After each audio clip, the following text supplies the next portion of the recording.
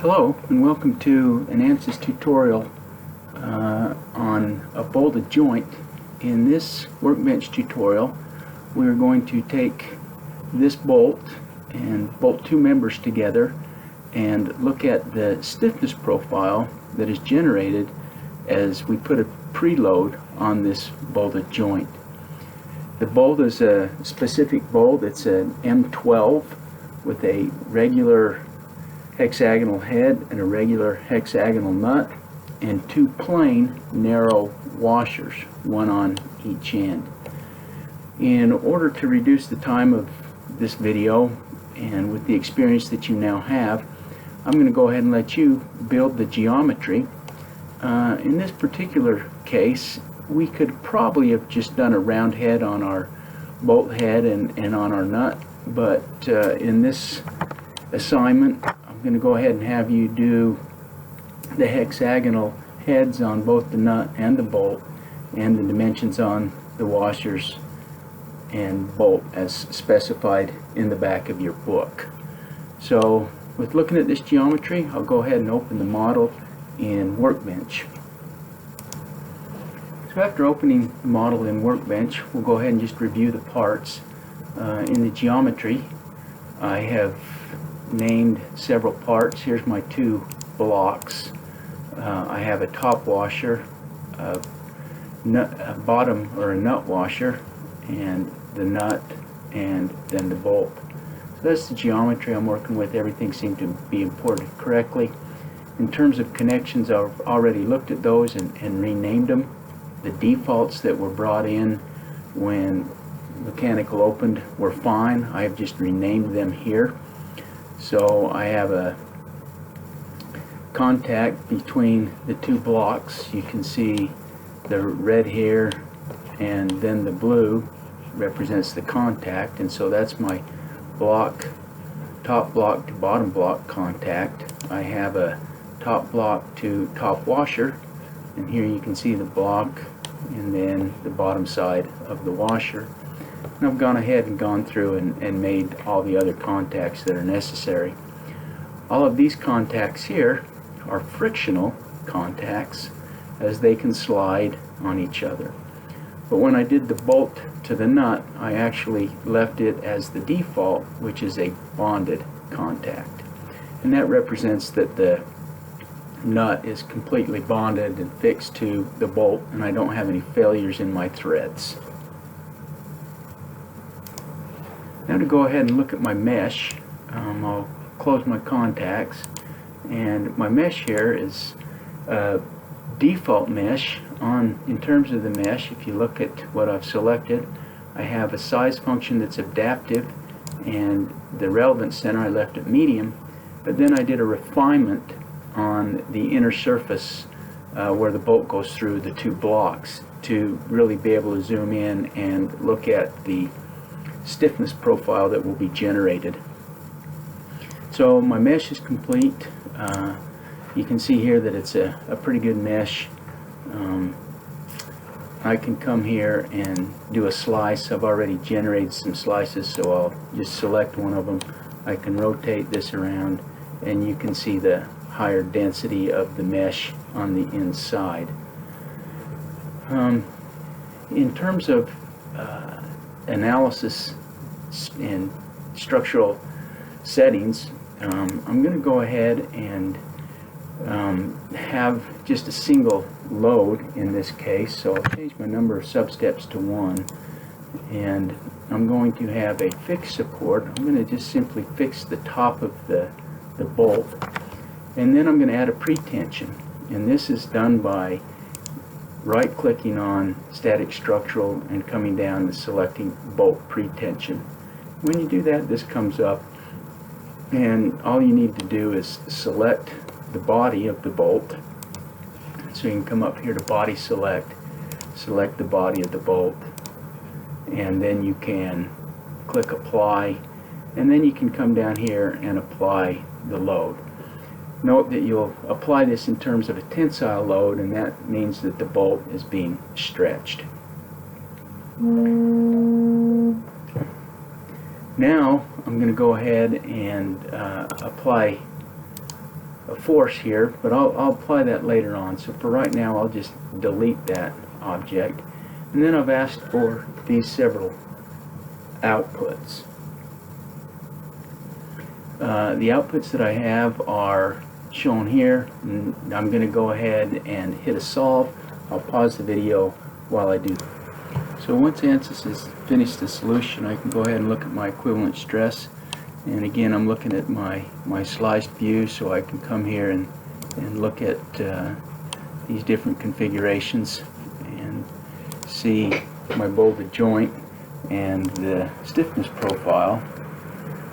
And what you're to do in this project is to compare this frustrum to a hand calculated one and see if it compares to what you should get with your hand calculations. I'm also going to come over here, and you can see that if I click on this value here, I can right click and then click edit, and I can change this numerical value.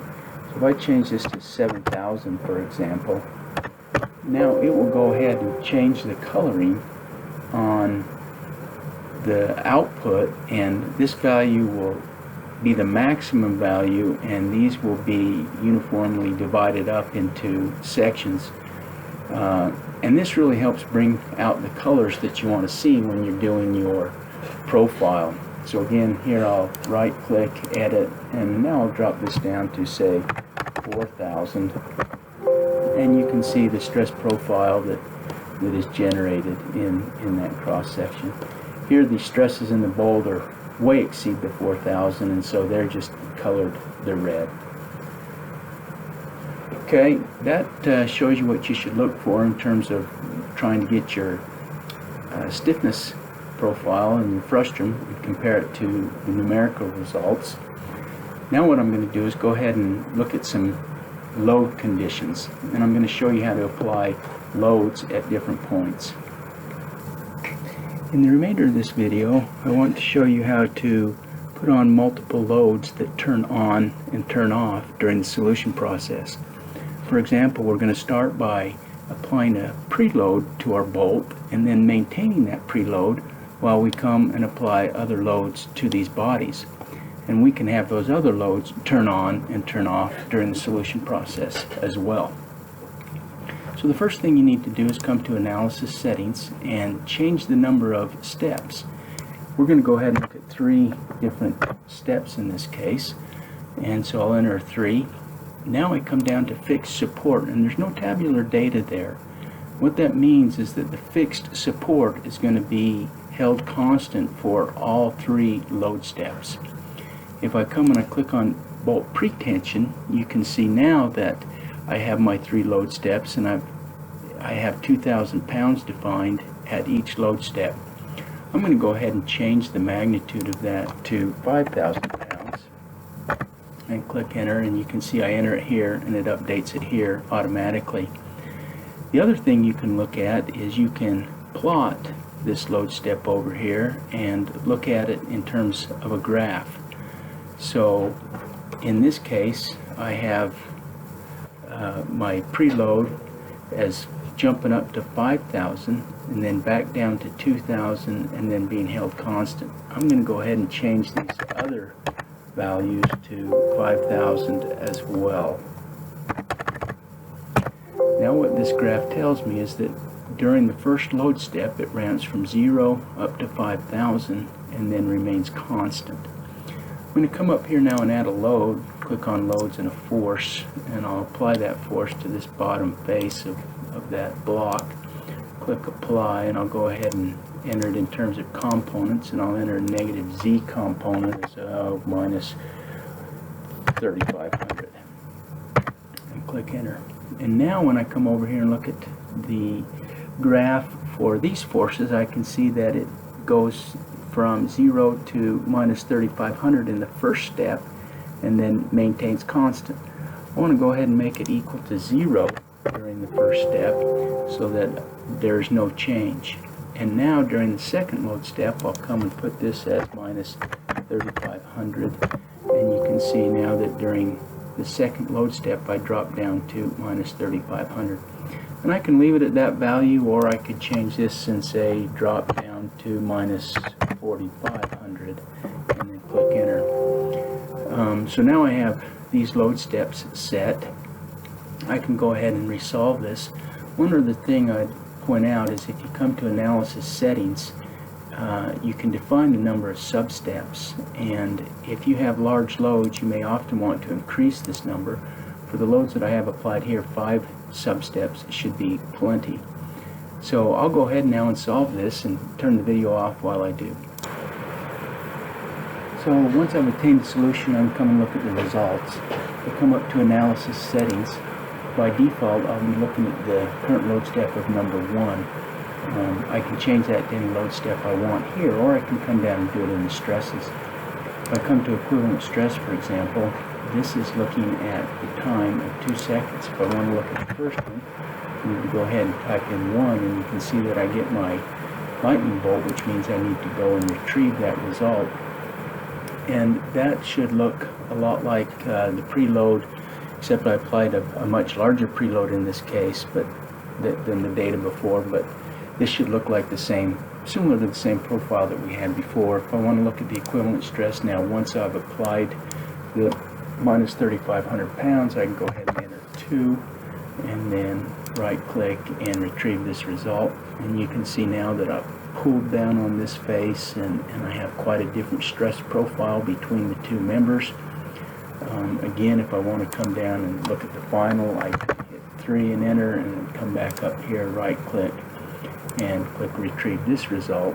And again, now you even have less stress on this top member and more stress down here on the bottom member. So that goes and shows you how you can turn loads on and turn loads off and do all kinds of different load configurations during the solution process. I hope that was helpful.